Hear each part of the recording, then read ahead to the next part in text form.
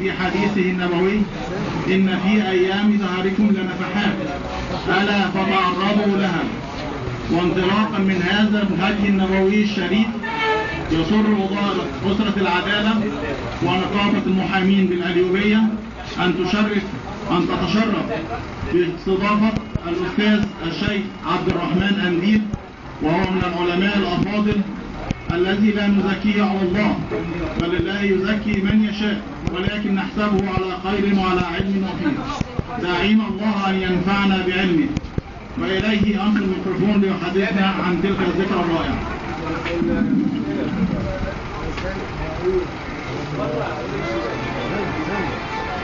السلام عليكم ورحمة الله وبركاته. السلام عليكم. أعوذ بالله السميع العليم من الشيطان الرجيم. بسم الله الرحمن الرحيم. الحمد لله رب العالمين. فضل بعض الذي خلقكم من نفس واحدة وخلق منها زوجها وبث منهما رجالا كثيرا ونساء، واتقوا الله الذي تساءلون به والأرحام إن الله كان عليكم رقيبا. يا أيها الذين آمنوا اتقوا الله وقولوا قولا سديدا يصلح لكم أعمالكم ويغفر لكم ذنوبكم، ومن يطع الله ورسوله فقد فاز فوزا عظيما. ثم أما بعد، فإن أصدق الكلام كلام الله، وخير الهدي هدي محمد صلى الله عليه وسلم، وشر الأمور محدثاتها، وكل محدثة بدعة، وكل بدعة ضلالة، وكل ضلالة في النار. كل عام أنتم بخير. أستأذن الإخوة المدخنين في الإقلاع عن التدخين، واستأذن الإخوة حاملي المحمول أن يغلقوا المحمول، ومش هتكتبوا قضايا إن شاء الله. اغلق المحمول. لا أنا بسجل مش محمول. لقد شرفت لهذه الدعوة الكريمة منكم، وأسأل الله عز وجل أن يجمعنا دائما على خير.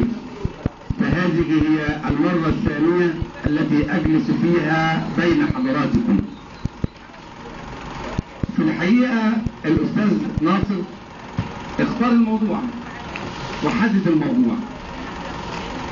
هذا الشهر الكريم حدث فيه حدث جليل، وهو من الشهور التي أولاها النبي صلى الله عليه وسلم أهمية خاصة. فلقد روي عن السيدة عائشة رضي الله تعالى عنها وأرضاها أن النبي صلى الله عليه وسلم ما صام شهرا بعد رمضان أكثر من شعبان. فلما سئل صلى الله عليه وسلم عن ذلك قال: لأنه شهر يغفل الناس عنه بين رجب ورمضان، وفيه ترفع الأعمال إلى الله، وأحب أن يرفع عملي إلى ربي وأنا صائم. عشان وقت حضراتكم أنا أدخل مباشرة في الموضوع اللي حدده أستاذ ناصر، ألا وهو قضية تحويل القبلة. في الحقيقة بادئ ذي بدء أود أن أعبر لحضراتكم كمحامين عن حبي وتقديري لكم، لأن في الحياة اليومية لا أرى نقابة من النقابات في اختلاف مناحي. سيدنا النبي عليه السلام عندما فرض عليه الصلاة في ليلة الإسراء والمعراج كان يصلي إلى المسجد الأقصى، بس ما كانش فيه مشكلة. ليه؟ لأن النبي كان يجعل الكعبة بين يديه ويستقبل بوجهه المسجد الأقصى، فكان يجمع بين القبلتين.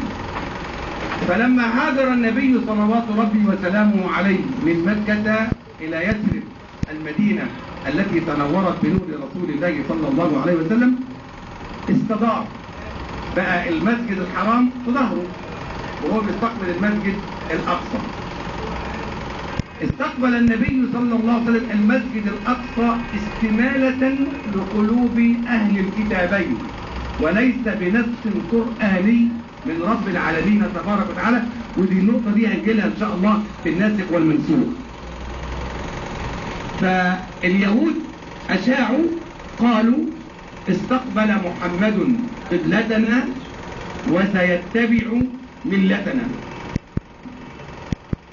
فشق ذلك على نفس رسول الله صلى الله عليه وسلم، وألح على الله في الدعاء والرجاء أن يحول قبلته إلى المسجد الحرام. المسجد الحرام هو قبلة سيدنا نوح، سيدنا إبراهيم، سيدنا موسى، سيدنا عيسى. كل الأنبياء كانوا يصلون إلى المسجد الحرام. ويقول عن ذلك رب العالمين تبارك وتعالى: ما كان إبراهيم يهوديا ولا نصرانيا ولكن كان حنيفا مسلما. فأكرم رب العالمين تبارك وتعالى النبي صلى الله عليه وسلم والمسلمين بتحويل القبلة من المسجد الأقصى إلى المسجد الحرام. أنا بس بديك ملابسات الأمر قبل أن ندخل في الآيات والنصوص القرآنية والنبوية التي تحدثت عن هذا الأمر. طب ليه سيدنا النبي صلى الله عليه وسلم كان حريص كل الحرص على تحويل القبلة؟ النبي صلوات ربي وسلامه على السابقة اليهودية أو النصرانية، ولذلك لا يليق بمسلم بأي حال من الأحوال أن يكون تابعا لغير مسلم. لا يليق لمسلم بأي حال من الأحوال أن يكون تابعا لغير مسلم. ليه؟ لأن الأعلى لا يجوز أن يتبع الأدنى، والأعلى هو من وحد الله وهو من شهد أن لا إله إلا الله وأن محمدا رسول الله. في سورة آل عمران المتابع لحضراتكم لآيات القرآن الكريم تجد قول رب العالمين تبارك وتعالى: لا يتخذ المؤمنون الكافرين أولياء من دون المؤمنين ومن يفعل ذلك فليس من الله في شيء إلا أن تتقوا منهم تقاه ويحذركم الله نفسه وإلى الله المصير. فسيدنا رسول الله صلى الله عليه وسلم أراد أن يكون للإسلام الشخصية المستقلة. عشان كده بننادي بنقول: يا أهل الإسلام اعتزوا بإسلامكم، يا أهل الإسلام اعتزوا بنبيكم، يا أهل الإسلام اعتزوا بقرآنكم، يا أهل الإسلام كما قدم الأخ الفاضل: أنتم خير أمة أخرجت للناس. بس في مقومات الخيرية ما جاتش ارتجالية. كنتم خير أمة أخرجت للناس من باب إيه؟ تأمرون بالمعروف وتنهون عن المنكر وتؤمنون بالله. وحد الله. فنصلي على سيدنا النبي صلى الله عليه وسلم. فحقق رب العالمين تبارك وتعالى لرسول الله صلى الله عليه وسلم رجاءه. تعال بقى نستعرض النصوص القرآنية. وطبعا أنا عارف إنكم يعني أهل تدقيق في الألفاظ، بتحاولوا تستخرجوا منها الأدلة التي تريدون الوصول إليها. أول الجزء الثاني في سورة البقرة يقول مولانا، أنا بحاول يعني أعكسك شوية عشان تقول الراجل ده يقول أول الجزء الثاني، أما أفتح المصحف كده أشوف أول الجزء الثاني دوت ولا الحكاية بالظبط، لأن العملية خلاص النهاردة تقريبا حوالي كام شعبان، 13 شعبان إن شاء الله. فيعني اللعيب الكورة قبل ما بينزلوه الماتش بيقولوا له سخن شوية. طب ما تسخن انت بقى الاسبوعين الباقيين دول مع كتاب رب العالمين، تقرا لك ختمه او اتنين بحيث ان انت ربنا يكرمك لما يخش رمضان تبقى جاهز، مش لسه عبال ما تسخن يكون بينا نص رمضان والحر. لا، استعد من دلوقتي. فالقرآن بيقول ايه؟ سيقول السفهاء من الناس ما ولاهم عن قبلتهم التي كانوا عليها قل لله المشرق والمغرب يهدي من يشاء إلى صراط مستقيم. وكذلك جعلناكم أمة وسطا لتكونوا شهداء على الناس ويكون الرسول عليكم شهيدا.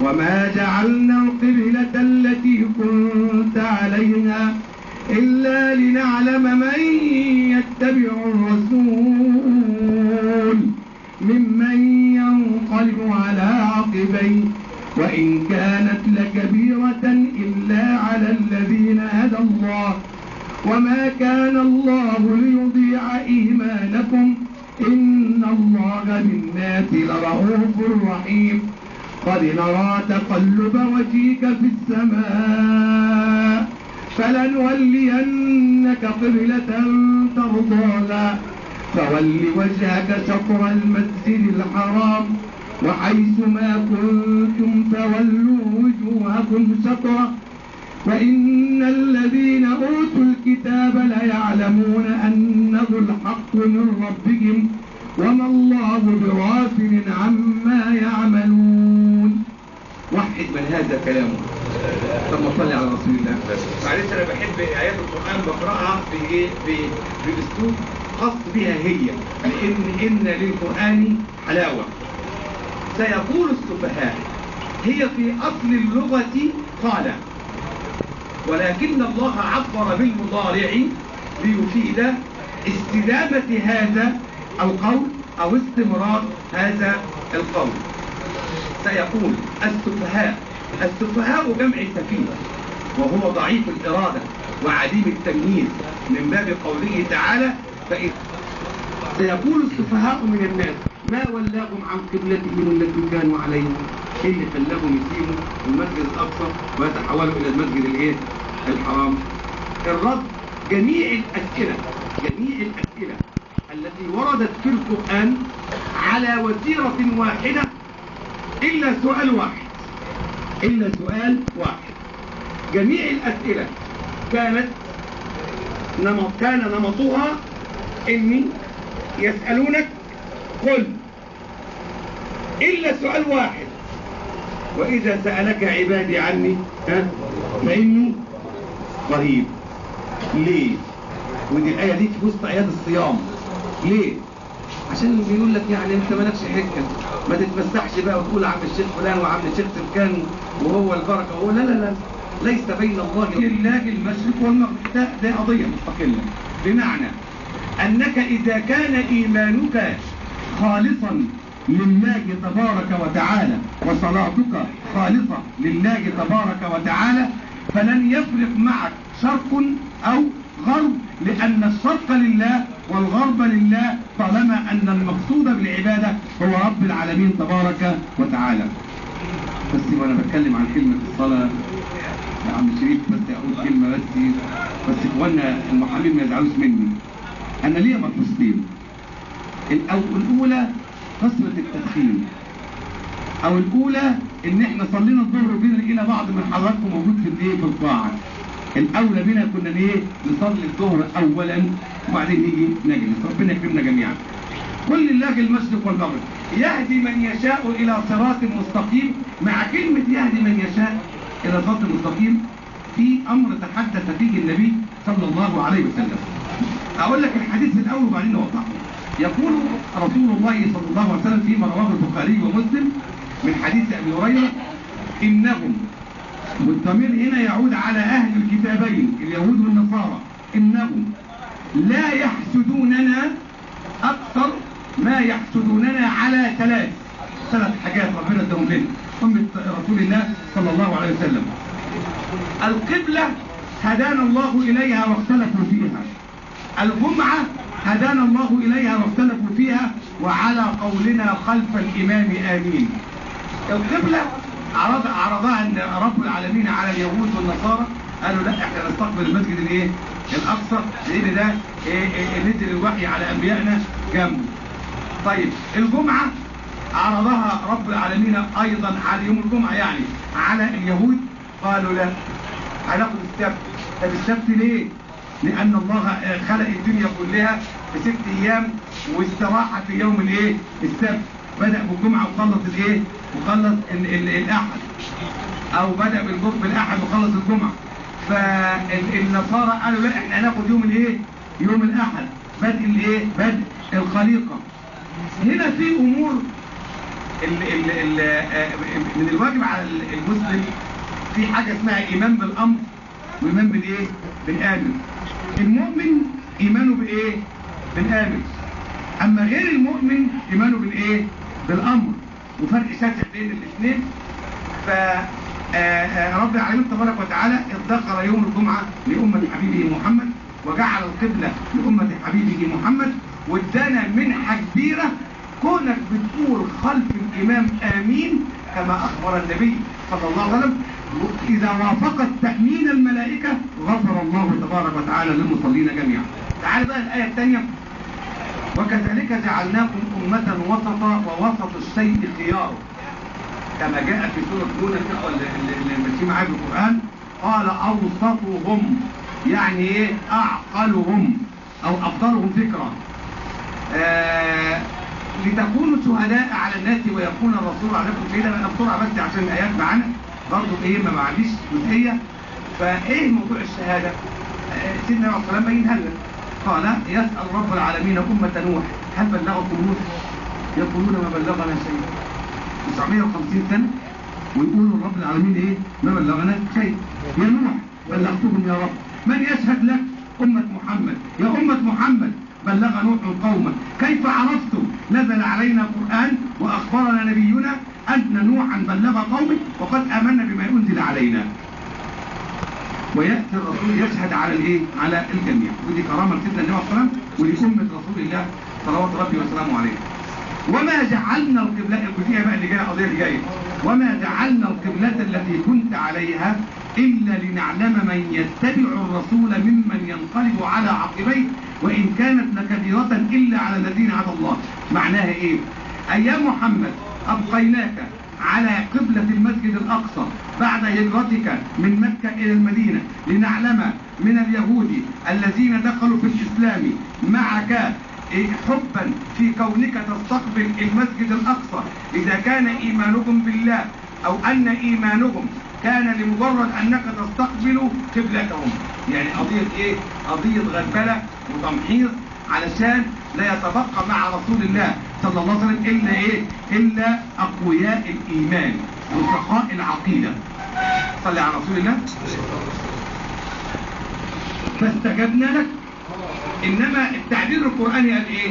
قد نرى تقلب وجهك في السماء، يعني بذلك أن الله عز وجل معك سميعا بصيرا، فلا تري الله منك إلا خير، فول وجهك شطر المسجد الحرام.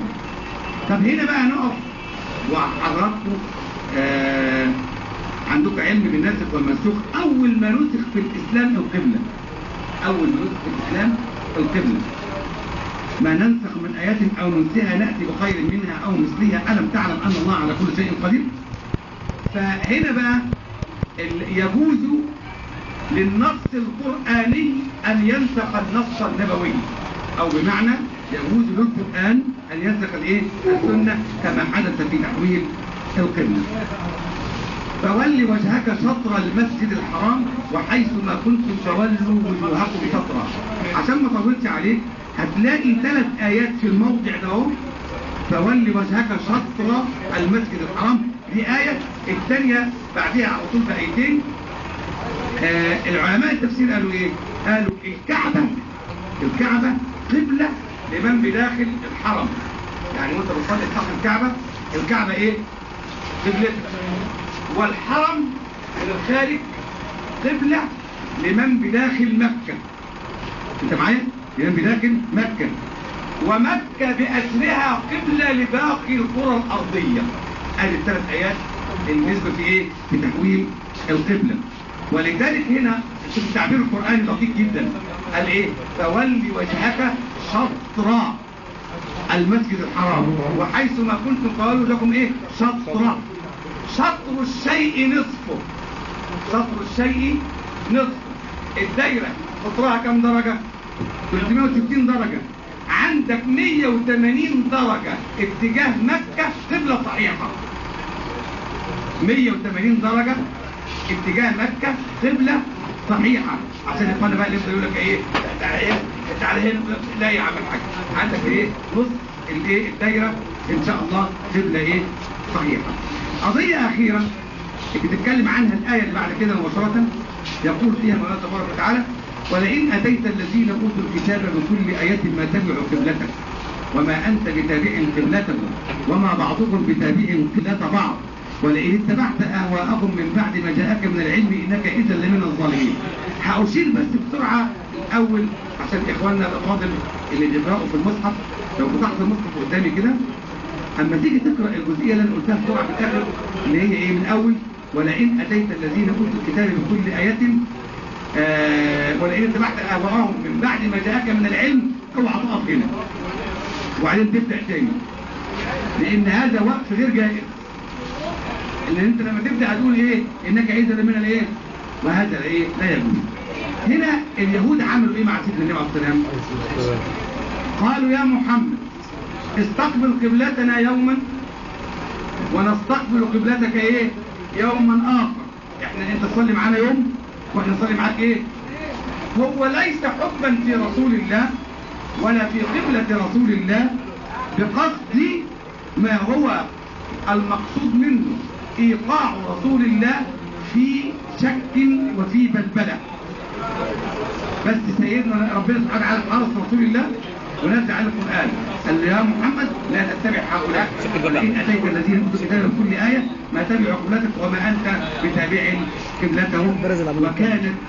وكانت الكعبة وكان البيت الحرام قبلة نعمة من الله تبارك وتعالى على المسلمين بصفة عامة وعلى حبيبه محمد صلى الله عليه وسلم بصفة خاصة من شهر شعبان في السنة الثانية من هجرة رسول الله صلى الله عليه وسلم وإلى أن يرث الله الأرض ومن عليها وهو خير الوارثين. فأسأل الله عز وجل أن يحفظ الإسلام والمسلمين وأن يدافع عنا في كل وقت وحين. طلبات حضراتكم أنا تحت أمركم.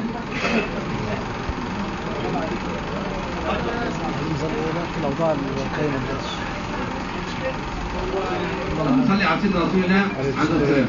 بالنسبة لرؤية الصغير سواء كان الحاضن أمه أو جدته أو والده، ودي أحيانا بيحدث في الثلاث حالات دول. لم ينزل في الرؤية الشرعية للصغير نص قرآني ولم يتحدث عنها رسول الله صلى الله عليه وسلم بنصوص صريحة خاصة هنا. ليه؟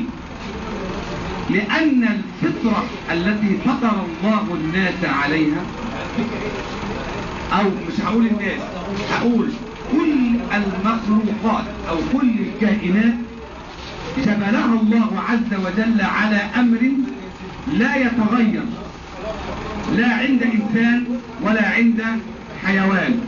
إيه هو؟ أنه ليس هناك مخلوق يحرص على مصلحة مخلوق آخر مثل حرص الوالدين على أبنائهم، سواء بقى كان الوالدين دول بني آدمين أو حيوانات. وحضرتك بتشوف القطة شايلة الصغير في فمها وما أحد أسنانها وهي في كل إيه؟ بكل رفق بتوصله. بتشوف الحمامة تجمع الطعام لا تبلعه، ما تطعمش نفسها قبل أن تطعم إيه؟ صغارها. فهذا أمر فطري ليس في حاجة لنصوص شرعية تحكمه أو تنظم التعامل فيه. ولكننا ماذا نفعل في أمر إذا تغيرت الخلقة أصبحت إلى نقيضها أقرب؟ بمعنى إيه؟ أذكرك بآية سورة البقرة ثم قست قلوبكم من بعد ذلك فهي كالحجارة أو أشد قسوة. بل إن رب العالمين بين عندما يقسو القلب يقول الحجر أنفع منه، فقال وإن من الحجارة لما يتفجر منه الأنهار وإن منها لما يشقق فيخرج منه الماء وإن منها لما يهبط من خشية الله. فرؤية الصغير لا بد أن تكون بطبيعة الخلقة التي خلق الله عليها الأب والأم ولكن ماذا نفعل تجاه العناد وتجاه الجور على الصغير وتحطيم نفسيته من صغره؟ ليه؟ لا لشيء إلا لأن الطرفان أصبحا متناحرين. أنا بس بذكركم بنصوص قرآنية. لو أنت قرأت آيات الطلاق في سورة البقرة هتلاقي بعد قوله تبارك وتعالى لا جناح عليكم إن طلقتم النساء ما لم تمسوهن أو تفرضوا لهن فريضة ومتعوهن على الموسع قدره وعلى المقتر قدره متاعا بالمعروف حقا على المحسنين. وإن طلقتم، ركز معايا في الآية دي بقى، ركز معايا في الآية دي لو سمحت. وإن طلقتموهن من قبل أن تمسوهن وقد فرضتم لهن فريضة فنصف ما فرضتم إلا أن يعفون أو يعفو الذي بيده عقدة النكاح. تعال بقى الجزئية اللي جايه. وإن تعفوا أقرب للتقوى ولا تنسوا الفضل بينكم. يا أخي ربنا بيقول لك ولا تنسوا الفضل بينكم علما بأنك لسه ما دخلتش على هذه الزوجة ولا أنجبت منها أولاد. امال لو كنت دخلت عليها وأنجبت منها أولاد ربنا هيقول لك إيه؟ خدها كده بالقياس. ربنا بيقول لي مع الزوجة اللي أنا ما دخلتش لسه عليها أنا مجرد عقدت بقى، وإذا عقدت وطلقت كما تعلمون حضراتكم إن لها نصف إيه ما كتب أو نصف إيه ما فرض. طيب ربنا يقول لك ولا تنسوا الفضل بينكم. أين إذن الفضل الذي سيوصيك الله عليه مع زوجة دخلت بها وأنجبت منها؟ أين الفضل الذي سيطالبك الله تبارك وتعالى أن تراعيه مع أولادك الصغار الذين أنت أنجبتهم؟ فأسأل الله أن يجعل الآباء والأمهات في هذا الأمر على طبيعتهم التي خلقهم الله تبارك وتعالى عليها، وأن يوفقكم لتكونوا أداة للحفاظ على الصغار ولإحقاق الحقوق في هذا المقام. والله تبارك وتعالى أعلى وأعلم. تفضل. الله عليه وسلم بهذه الليلة أن تقوموا ليلها وأن تصوموا نهارها. عندما سجد وأطال السجود وخشت السيدة عائشة أن يكون أصابه مكروه فحركت إصبع قدمه فتحرك، فلما فرغ قال ألا تعلمين ما هذه الليلة؟ إنها ليلة النصف من شعبان. إذا جاءتك فقومي ليلها وصومي نهارها. وده السبب ان انا بدأت كلمتي ان الله عز وجل فضل بعض بني الجنس الواحد على باقي جنسهم، فمن الازمنة المفضلة ليلة النصف من شعبان. فللمسلم ان يقوم هذه الليلة وان يصوم نهار هذه الليلة وان يدعو رب العالمين. طب ادعو رب العالمين بايه؟ دعاء اذا انت أكرمك الله واستجابه منك كنت قد حزت شرفي الدنيا والآخرة. اللهم إنك عفو كريم تحب العفو فاعف. ربنا بالسؤال ساعتها في ناس بقى أو اتجاه في الدين أو السلفيين بمعنى صح ينكروا قيام الليلة دي خالص. اتفضل حضرتك. يعني أنا أسأل الله عز وجل أن يريحنا من هذه المسميات التي لم تكن موجودة مع رسول الله ولا مع صحابة رسول الله. نحن جميعا لنا اسم واحد هو سماكم المسلمين من قبل. ملتحي مش ملتحي، أصل جلبيتك مش أصل جلبيتك، أنت اسمك إيه؟ بيجمعني بيك إيه؟ اسم مسلم. خلاص؟ دي بدأت إيه؟ دي بدأت. طب يا سيدي أنا لو ما إذا لم أقم هذه الليلة لكونها ليلة النصف من شعبان فهي من الأزمنة التي كان يقومها النبي صلى الله عليه وسلم. مش احنا قلنا سيدنا النبي عليه السلام على فكرة سيدنا رسول الله لما كان يتعب في ليلة ما يصليش 11 ركعة كان يصليهم 12 بالنهار. كان يصليهم ايه؟ 12 بالنهار. طب ليه 12؟ لأن لا وتر اللي في الايه؟ في الليل. مفيش وتر في الايه؟ بالنهار. كما قال النبي صلى الله عليه وسلم احرص انك انت تنام على ايه؟ على وتر ولا وتران في ايه؟ في ليلة. اذا هي إذ لم تكن ليلة نصف من شعبان وهذا ثابت عن رسول الله من حيث الصحاح فهي ليلة من الليالي التي كان يقومها النبي صلوات ربي وسلامه عليه. فلا تلتفت لهذا القول. والبر، شوف بقى انا هديك المقياس. سيدنا عثمان قال ايه؟ البر ما ارتاحت اليه نفسك وان افتاك الناس وافتوك، والاثم ما حاك في صدرك وخشيت ان يطلع عليه غيره. ده المقياس. سيبك من ده ايه؟ السلفيين ربنا ايه؟ يكرم الجميع. اي سؤال لحضراتكم؟ اتفضل يا استاذ. صيام الجمعة لو صمنا بكرة، صيام الجمعة ينفع يتصام منفرد لوحده ولا لازم يكون في يوم قبل ويوم بعده؟ صلي على سيدنا رسول الله. بالنسبة لصيام الجمعة الأفضل والمستحب فيه أن يسبق بيوم أو أن يصوم يوم بعده.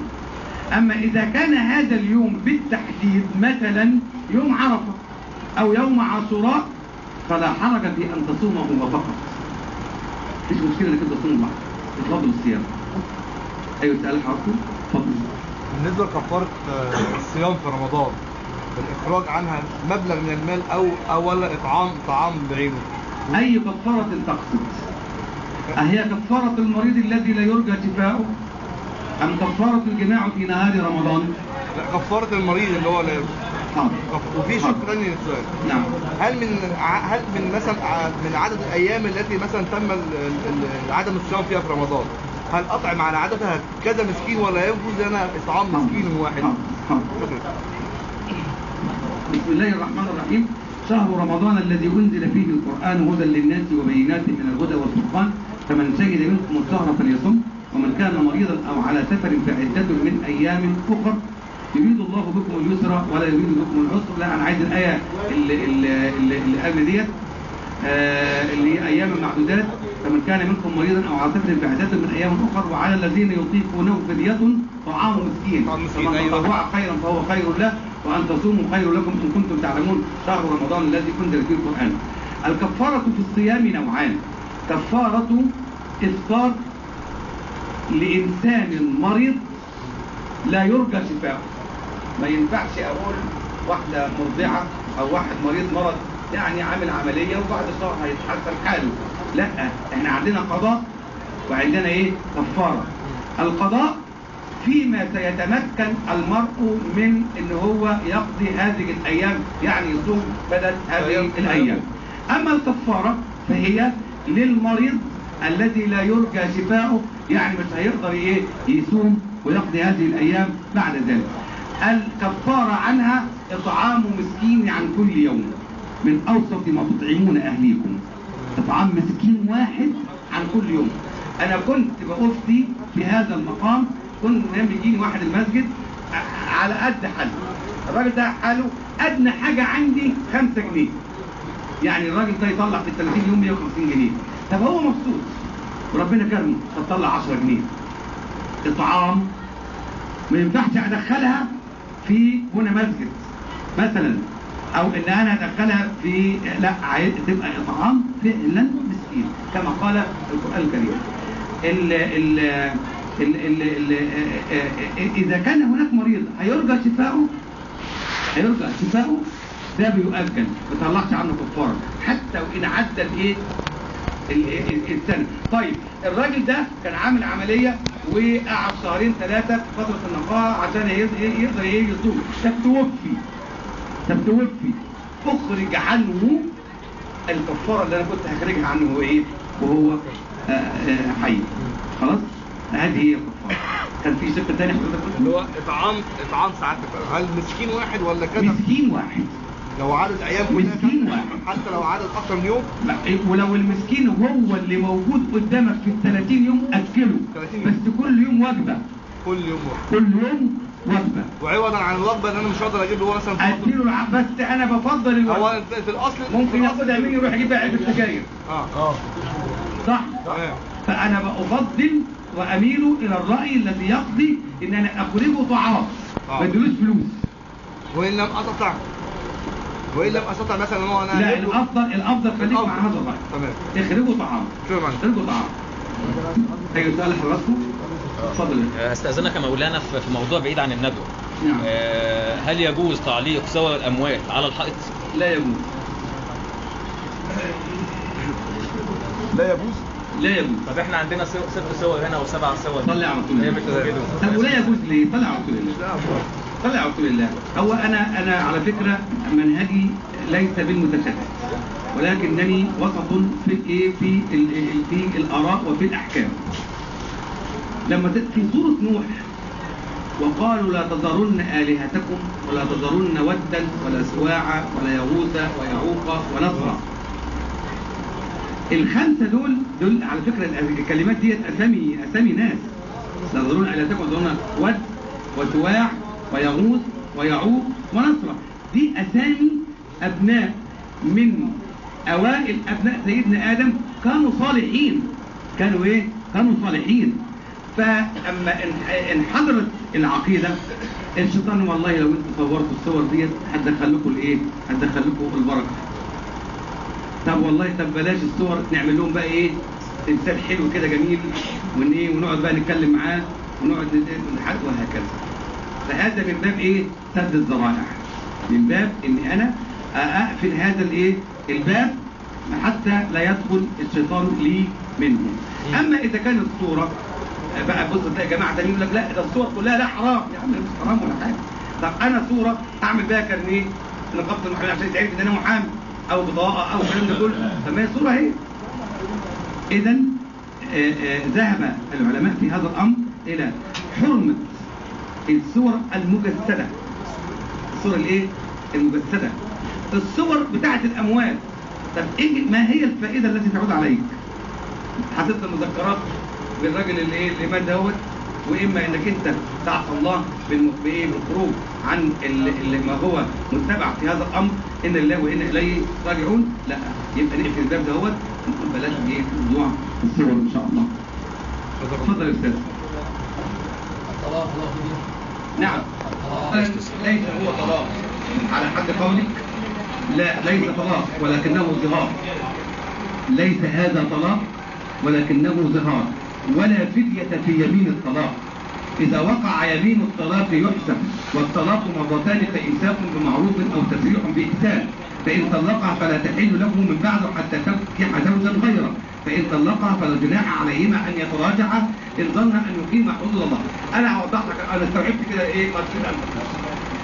في إخواننا ومعلش أنا كنت بقولها أبدا، بس أنا إيه هضطر إن إيه أقولها. إحنا عندنا اللغة الدارجة في يمين الطلاق عند الناس عند العامة، علي الطلاق ما أنت خارجة مش عارف من البيت. هذا ليس بيمين وليس بلفظ يقع به يمين الطلاق، ولكن يمين الطلاق يقع باللفظة التي تعرفونها جميعا: أنت طالق. ومن العلماء من رأى أن تتوفر عنده الايه؟ النية. والراجح في هذا المقام أنه إذا تلفظ بلفظ الطلاق الصريح يعد يمينا، وبعد الثالث أصبحت محرمة إيه؟ عليه. أما الفدية التي تقصدها عندما يجي لنا واحد بيقول والله أنا قلت لمراتي عليا الطلاق، ما أنت بيت الليلة في البيت وأستاذ شريف تدخل أو عبد الرحمن تدخل وباكي. طب أعمل إيه؟ تعالى يا عم أنت قلت إيه؟ قال عليا الطلاق. بنعتبره يمين له، فكفارته إطعام 10 مساكين من أوسط ما تطعمون أهليكم أو كسوتهم أو تحرير رقبة. أما إذا كان هناك العدد 60 زي ما حضرتك ذكرت، فهذا الراجل اللي وقع في اليمين قال لمراته أنت عليا كظهر أمي، أو أنت محرمة عليا زي أم أختي. يبقى دخلنا فين؟ دخلنا في إيه؟ في يمين الظهار. والذين يظاهرون منكم من نسائهم ما هن أمهاتهم إن أمهاتهم إلا اللائي ولدنهم وإنهم ليقولون منكرا من القول وزورا. طيب بنيجي نقول له تعالى أنت قلت أنت كذا محرم على زي أم أختي. طب يا عم قبل ما تيجي عليكم السلام وبركاته، قبل ما تمتع تطعم كام؟ 60 مسكين، فإطعام 60 مسكينا. يبقى انت كده اطعمت 60 مسكين. وحدث امر مع رسول الله صلى الله عليه وسلم. الست اللي راحت الصوره بتاعت قد سمع كلكم عارفينها، الست اللي راحت لسيدنا عليه السلام تحاوره، تقول له يا رسول الله إن لي أولادا إذا أخذتهم جاعوا وإذا تركتهم ضاعوا. أخي الفاضل اللي كان بيسأل العروض الصغير، شوفوا الست اللي ما اتعلمتش، الست اللي ما اتعلمتش خوفها على ابنائها بتقول لسيدنا، شوف التعبير بتقول ايه؟ يا رسول الله إن لي صغار إذا تركتهم ضاعوا وإذا أخذتهم جاعوا، ما معيش أكلهم، وزوجي قال لي أنت عليا كظهر أمي. فسيدنا النبي ما نزلش قرآن فيها قرآن لسه، يبقى أنت كده لا تحلي له. وفضلت تحاور وتجادل مين؟ سيدنا النبي عليه السلام لحد ما نزل سيدنا جبريل. ولذلك السيدة عائشة هنا تقول سبحان الله الذي وسع سمعه كل شيء، لقد كنت بناحية البيت والمجادلة تجادل رسول الله وما سمعت ما قالت، وأنزل الله قوله تعالى قد سمع الله قول التي تجادلك في زوجها وتشتكي إلى الله والله يسمع تحاوركما. فهذا اليمين، وإذا رجعت أنت هتجد إن شاء الله الكلام ده صحيح، هو يمين ظهار يطعم 60 مسكين. 60 لا مش طلاق، وليس هناك مسمى في فدية الطلاق، مفيش حاجة اسمها فدية الطلاق نهائي. فده يمين ظهار. جاني ولد في مرة بيغسل عربيات في بنزينة وقال هذا اللفظ لمين؟ لمراته، وحاله يعني ما فيش. قلت له تعالى علبة الكشري بكام؟ قال لي بجنيه. قلت له روح اشتري 60 علبة. راح اشترى فعلا 60 علبة. قلت له مش على الورش دي كلها بقى ايه؟ ادي العيال والصبيان والعيال الصناعية دي ايه؟ كل واحد ايه؟ كل واحد ما انت بتتحايل. ليه؟ فانا عندي متسع من الشرع. انا عندي متسع وعندي سند عن رسول الله. عارف الراجل، انا معاكم، عارف الراجل ان هو جوز الست اللي كانت بتجادل رسول الله، اما بيقول له بندي بقى البراءه من ربنا سبحانه وتعالى، قال له روح اطعم 60 مسكين. قال له اجيب منين يا رسول الله؟ ده انا ما عنديش في البيت حاجه خالص اكلها انا واولادي. قام سيدنا النبي عليه الصلاه والسلام جاب له تمر بقدر ما يقضي ايه؟ 60 مسكين. قال له روح بقى وزع دول على فقراء المدينه. قال له يا رسول الله والذي بعثك بالحق نبيا لو بحثت بين لابتيها، يعني من الشرق الى الغرب، فوجدت افقر مني. قال اذهب فاطعمه انت وابنائك. يعني انا اقول لك ايه؟ في متسع من الايه؟ من الشرع. تحايل جايز؟ نعم. تحايل جايز؟ نعم. تحايل في الحاجات دي يعني هو مش تحايل يا اخي، هو ليس تحايل، بقدر ما هو تخفيف على صاحب المشكلة. ليه؟ لأن المبدأ القرآني لا يكلف الله نفسا إلا، والآية الثانية لا يكلف الله نفسا إلا ما آتاها. ماشي؟ سيجعل الله بعد عسر يسرا. ليس هو تحايل، ولكنه متسع. وعندنا المبدأ الفقهي لا تضيق ما وسعه الله. ماشي؟ كده إن شاء الله واضح الأمر. طب أنا جاني سؤال، هل تعليق الصور على الحائط منزل حلال أم حرام؟ وهل تمنع دخول المسجد؟ والله هو بعض العلماء قال الكلمة دي بس ليس هناك سند صريح عليها. فاحنا بنقول دع ما يريدك إلى إيه؟ إلى ما لا يريده. ونقنع عن هذا الأمر نهائي بالنسبة لتعليق صور الأموات على الحوائط. أي سؤال لحضراتكم؟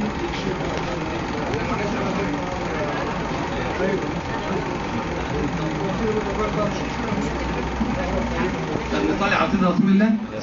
امبارح القرعه بتاعت الحج طلعت، ربنا يا رب يكرم ان كان حد منكم قدم.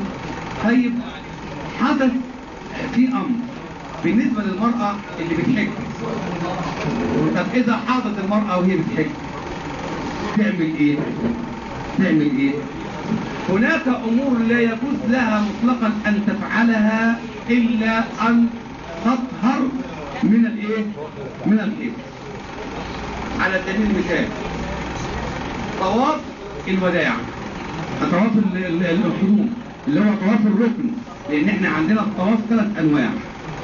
في طواف قدوم، طواف إفاضة، طواف وداع. الركن في الثلاثة هو طواف الايه؟ الإفاضة، اللي هو انت بتعمله بعد ما تنزل من عرفة وتروح بقى ترمي الجمرات وتذبح وتطوف طواف الايه؟ الإفاضة. فإذا فاجأت المرأة الحاجة الحيض فلتتحفظ بطريقة سليمة وتخش المسجد الحرام وتطوف حوالين الكعبة، ما فيش أي مشكلة إلا إنها لا تصلي ولا تطوف طواف الايه؟ طواف الوداع، وتأجله إلى أن ينتهي إن شاء الله هذه الحيضة. ودي حدثت للسيدة عائشة مع سيدنا النبي عليه الصلاة والسلام فبكت. والحاج سليم الحاج سليم فبكت. ما يبكيك؟ قالت له إن قد فاجأتني عذر المرأة.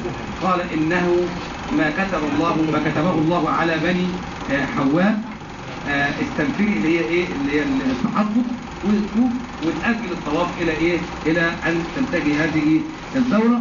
انا اعلم مؤخرا في ناحية طبية دلوقتي بيعملوها، بياخدوا حقنة قبل الست بتاخد حقنة قبل بداية مناسك الحج حتى بتؤجل الدورة في الشهر اللي هو الايه؟ الشهر اللي هو دوت ان شاء الله، وحقوها صحيح بإذن الله.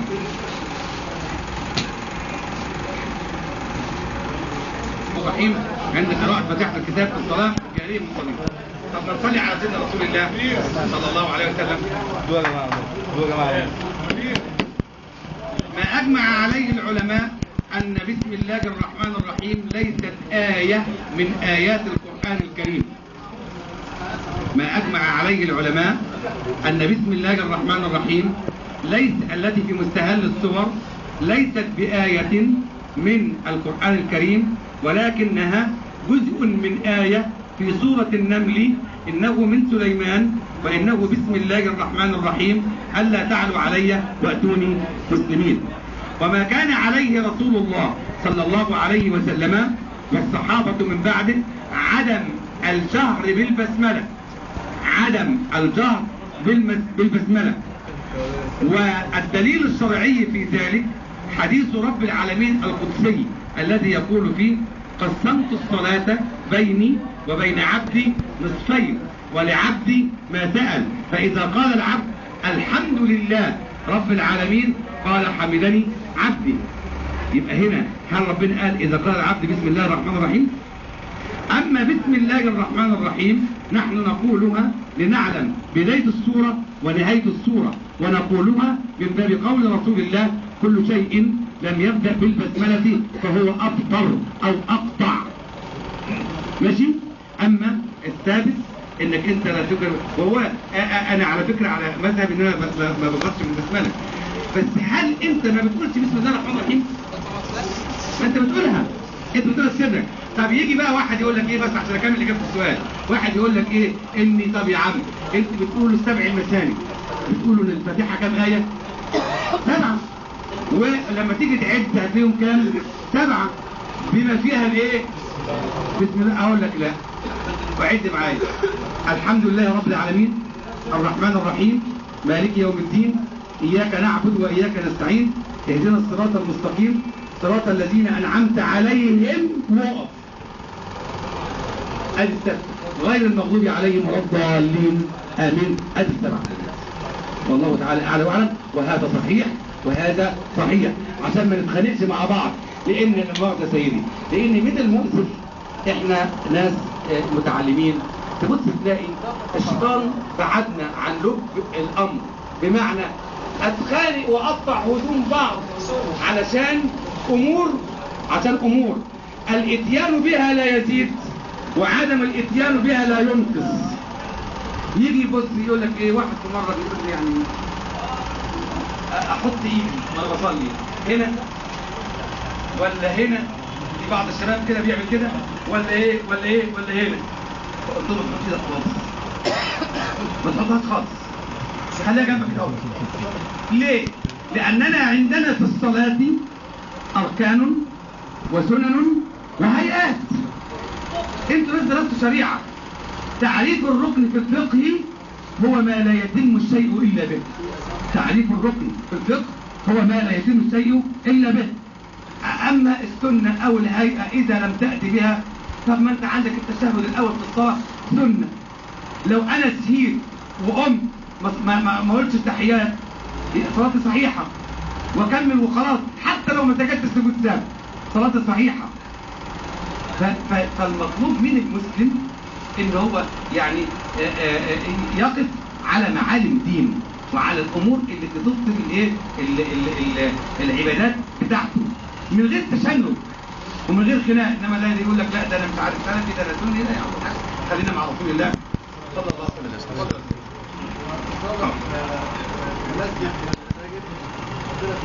نعم. كل مصلي في المسجد وجدنا شيخ من الناس المحترمين اللي احنا بنقابلهم طلبنا منه انه يتقدم للامام. نعم. كان الشيخ مش ملتحي. نعم.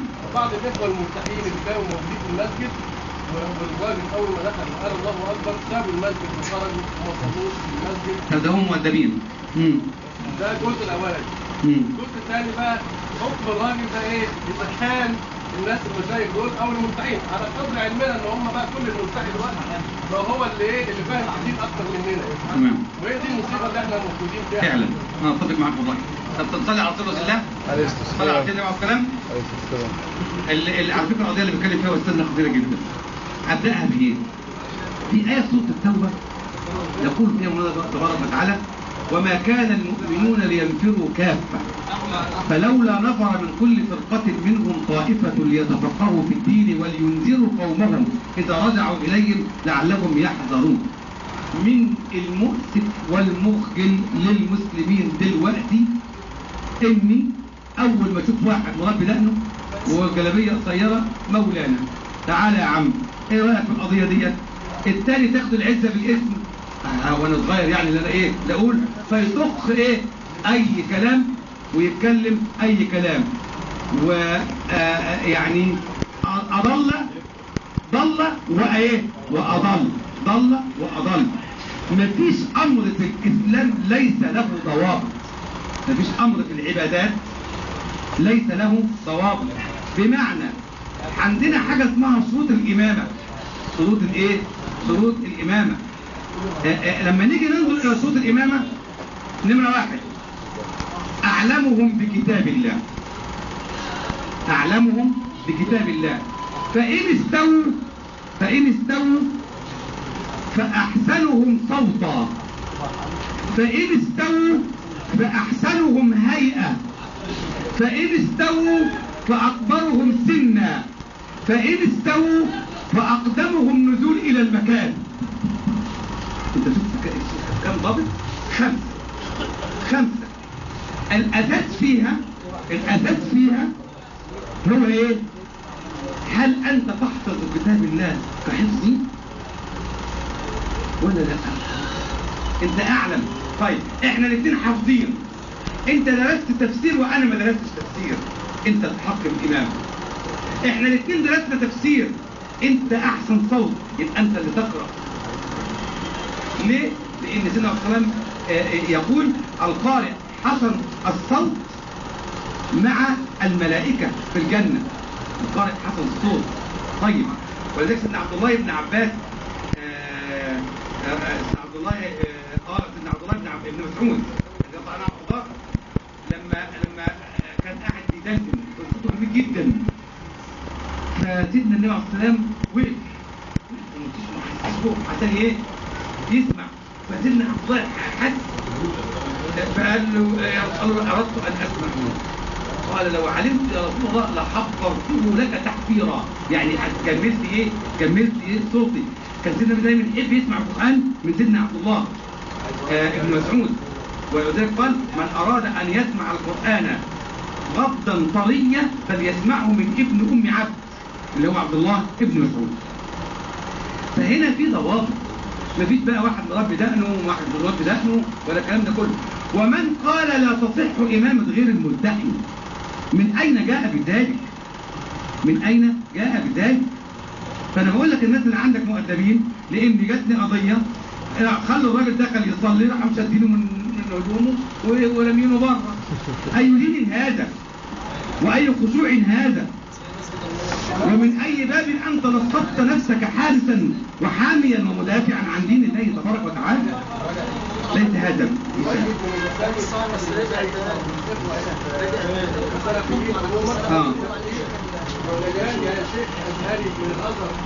في مسجد واحد.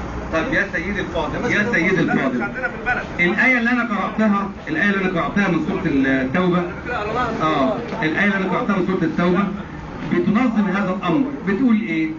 مش أي حد يتكلم في الدين. بتقول إيه؟ وما كان المؤمنون لينفروا يعني في الحروب كافة، فلولا نفر واحد من كل فرقة، هنعتبر دي فرقة واحد، ليتفقهوا في الدين. شوف المراحل مترتبة ايه؟ يبقى ليتفقهوا يعني يتعلم، ولينذروا قومهم إذا رجعوا إليهم. يبقى هذا هو منوط به. ينفع أجيب مهندس ألبسه الروب بتاع حضرتك وأقول له رفع؟ طب ينفع تمسك أنت المثلث وترسم لي بقى العمارة أعملها إزاي؟ ماشي. نسأل الله الهداية. كان في شق تاني في السنة لو كده الحمد لله. في جزئية بس صغيرة كده اللي هي حديث أحد الصحابة اللي هو اعترف بذنبه في الزنا. هل اللفظ الصريح موجود فعلا في حديث ولا اللفظ مش موجود؟ لا، هذا حديث صريح.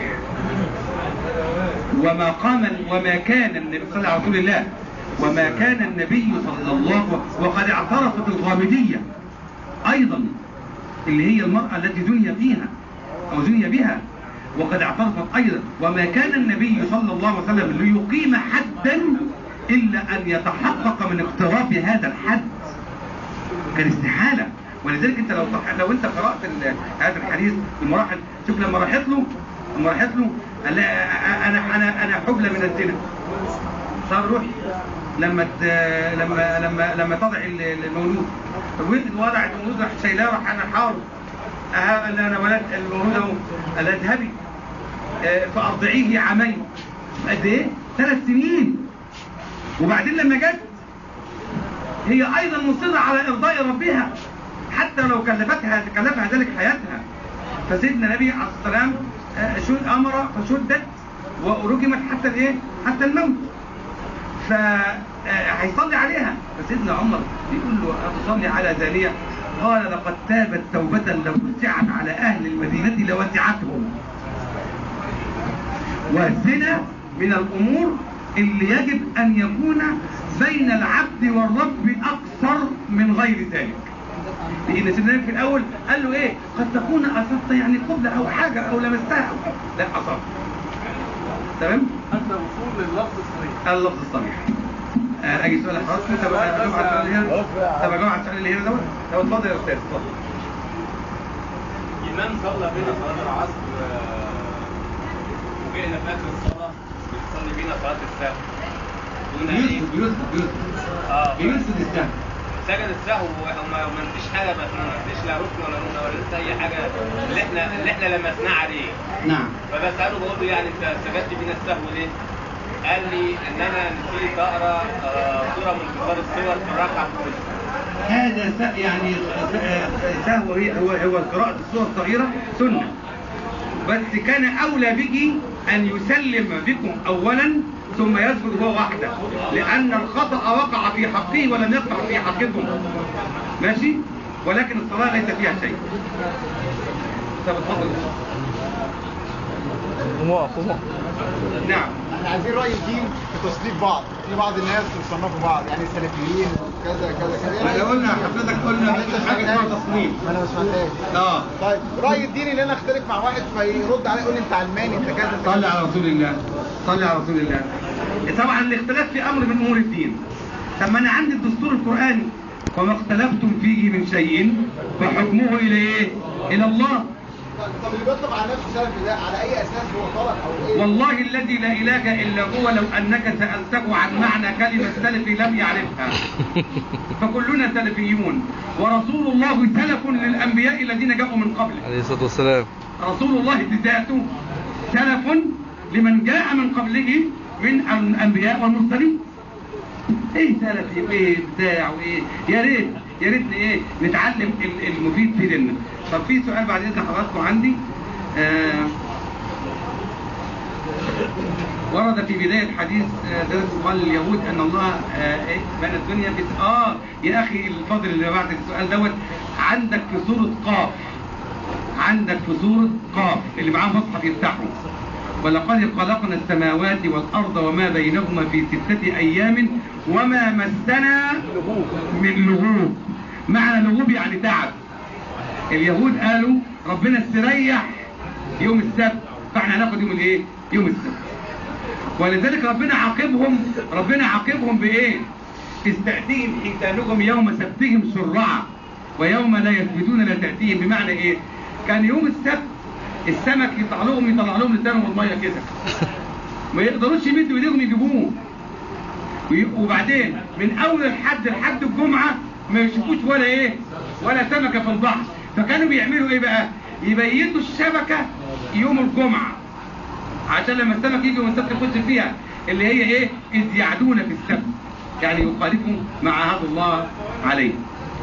فمن رد على ايه؟ ما هي هم قالوا كده، هم ادعوا ان ربنا استريح في اليوم السابع، بس ربنا رد عليهم قال لهم احنا ما تعبناش من خلق السماوات والارض عشان نستريح. الصائم اذا بلع البلغم هل يفطر ام لا؟ بلع الريق لا يفطر. اما اذا خرج شيء من الجوف من المعده ماشي واستقر في الفم لا يجوز لك بأي حال من الأحوال أن تبلعه، ولكن تمجه. يعني إيه تمجه؟ تخرجه. فهل البلغم من الفم؟ ليس من الفم. الريق يا أخي سبحان الله، معلش يعني غيرت موضوع الريق ده. لو أنت بصيت هنا أدي العين، الأنف، الفم، الأذن، 4. كل عضو من دول فيه مية، وال4 أنواع مختلفة عن بعضها. ماء العين ملحي، ماء الأنف حمضي، ماء الفم عذب، ماء الأذن لزج، فسبحان من صور هذا. فطالما إن الشيء مش من حيز الفم اللي هو الريق العذب اللي أنت بتبلعه، لا يجوز لك إنك أنت تبتلعه، وإذا ابتلعته أفطرك، وعليك أن تقضي وليس عليه كفارة، ويكمل الصيام. ما حكم الصلاة خلف إمام تكرهه بسبب خلاف بينك وبينه؟ والله صلي على رسول الله صلى الله عليه وسلم. هل أنت لك حق في هذا الخلاف أم لك حق؟ ده قضية برضه عايزة تبحث. هل أنت متجني على هذا الرجل أم غير متجني؟ طب هل هذا الإمام إمام راتب أو إمام متطوع زي الأخ اللي كان بيتكلم عنه الأخ دلوقتي ولا لا؟ دي كلها قضية عايزة تتعرف، ولكن ما عليك إلا إنك أنت تنوي الصلاة خلف أي إمام بنية خالصة. حكم الصلاة صلاة إمام صلى بالناس وهم له كارهون، صلاتهم صحيحة والوزر عليه، وعليه أن ينسحب حتى لا يتحمل وزر هؤلاء أثناء الصلاة. أنا أرفع منك، إيه اللي خلاك تصلي بي إمام ويشغلني أنا ويخلي فيه باب للشيطان يتكلم معايا. أيوة سلاح حكم. في قضية جدلية بقى بيننا وبين بعض. أنا دلوقتي بدافع عن واحد تشبت ناس بالمخدرات. وواحد سرق. بس قانون الإجراءات اللي أنا بشتغل به ثغرات أو حاجات بطلعها براءة. أنا كده حرام عليا ولا إيه؟ ثم صلي على رسول الله عليه الصلاة والسلام. خلينا حلوين أحسن. أنا ما رضيتش أخش في النقطة دي لا من قريب ولا من بعيد. ما تخليها دي. عايز الصح. لا يجوز لك كمسلم أن تجادل عن حرام بين أو عن مخالفة لنمط من الأنماط التي تعارفنا عليها بين. يعني واحد منسوب، يعني دلوقتي كلنا مجمعين وبنقول حسن مبارك سرق وموت الدنيا. يجي عم الديب بتاعكم دوت يقول ده راجل فقير وغلبان ولموا له عشان يدفع حق المستشفى. طيب هيقول لربنا ايه؟ اسمع يا سيدي، عندك في سورة النساء حوالي 4 آيات ورا بعض. 4 آيات ورا بعض. اسمعهم وابقى ارجع لهم في التفسير. إن أنزلنا إليك الكتاب بالحق لتحكم بين الناس بما أراك الله ولا تكن للخائنين خصيما واستغفر الله إن الله كان غفورا رحيما. ولا تجادل عن الذين يختانون، ركز معايا في الكلمة دي، ولا تجادل عن الذين يختانون أنفسهم إن الله لا يحب من كان خوانا أثيما. يستخفون من الناس ولا يستخفون من الله، وهو معهم إذ يبيتون ما لا يرضى من القول، وكان الله بما يعملون محيطا. الآية اللي جاية للمحامين كلهم: ها أنتم هؤلاء جادلتم عنهم في الحياة الدنيا، فمن يجادل الله عنهم يوم القيامة أم من يكون عليهم وكيلا. كفاية كده؟ حتى لو أظهر نية التوبة. نعم.